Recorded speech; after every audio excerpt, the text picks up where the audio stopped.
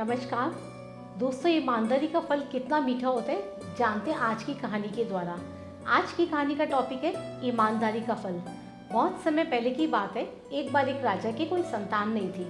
राजा ने फैसला किया कि वह अपने राज्य के किसी बच्चे को ही अपना उत्तराधिकारी चुनेगा और इसी इरादे से उसने एक दिन सभी बच्चों को बुलाया। राजा ने घोषणा की कि वह वहाँ मौजूद सभी बच्चों में से किसी एक बच्चे को अपना उत्तराधिकारी चुनेगा। उसके बाद उसने सभी बच्चों के बीच एक छोटी सी थैली बंटवा दी और बोला, मेरे प्यारे बच्चों, आप सभी को जो थैली दी गई है उसमें अलग अलग पौधों के बीज हैं। हर बच्चे को सिर्फ एक ही बीज दिया गया है। आपको इसे अपने घर ले जाकर एक गमले में लगाना है। 6 महीने बाद हम फिर यहाँ आकर इकट्ठा होंगे और उस समय मैं फैसला करूँगा कि मेरे बाद अगला राजा कौन बनेगा। उन्हीं लड़कों में ध्रुव नाम का भी एक लड़का था। बाकी बच्चों की तरह वह भी बीज लेकर खुशी खुशी अपने घर पहुंच गया।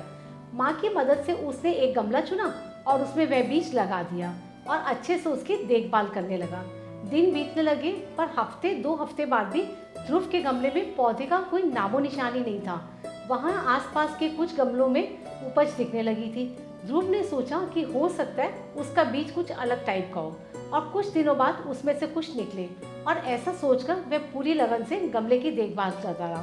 3 महीने बीत जाने पर भी उसका गमला खाली था। वहीं दूसरी ओर बाकी बच्चों के गमलों में अच्छे खासे पौधे उगाए थे। कुछ में तो फल फूल भी दिखाई देने लगे थे। ध्रुव का खाली गमला देखकर सभी उसका मजाक बनाते और उस पर हंसते भी, पर बावजूद इसके ध्रुव ने हार नहीं मानी और लगातार गमले की देखभाल करता रहा। देखते देखते 6 महीने बीत गए और राजा के सामने अपना गमला ले जाने का दिन भी आ गया। ध्रुव चिंतित था क्योंकि अभी भी उसके गमले में कुछ नहीं निकला था।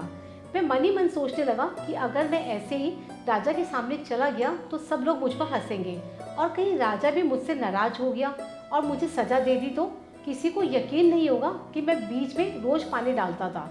सब मुझे कितना आलसी समझेंगे। तय दिन सभी बच्चे राजमहल के मैदान में पहुंचे। वहाँ एक से बढ़कर एक पौधों का अंबार लगा हुआ था। रंग बिरंगे फूलों की खुशबू से पूरा महल सुगंधित हो रहा था। ध्रुव का खाली गमला देखकर बाकी बच्चे उसका मजाक उड़ा रहे थे कि तभी राजा के आने की घोषणा हुई। सभी बच्चे शांति से अपनी जगह खड़े हो गए। सबके अंदर बस एक ही प्रश्न चल रहा था कि अगला राजा कौन बनेगा। राजा बच्चों के बीच से होकर आगे बढ़ने लगे।